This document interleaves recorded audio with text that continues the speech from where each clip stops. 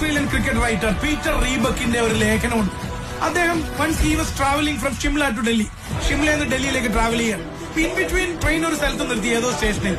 കുറെ നേരം കഴിഞ്ഞിട്ടും ട്രെയിൻ പോകുന്നില്ല. അപ്പൊ പീറ്റർ റീബക്ക് അന്വേഷിച്ചു, എന്താ ട്രെയിൻ പോകാത്തത്? അപ്പോ കാണുന്ന കാഴ്ച എന്താണ്? പ്ലാറ്റ്ഫോമിൽ എന്റെ ആ ട്രെയിനിലുള്ള പാസഞ്ചേഴ്സും ട്രെയിനിന്റെ ലോക്കോ പൈലറ്റും even the station master himself, അദ്ദേഹം ഉൾപ്പെടെ ഒരു TV കണ്ടോണ്ടിരിക്കുകയാണ്. അപ്പൊ ഇദ്ദേഹം എന്താ സംഭവം ട്രെയിൻ പോകാത്തത്?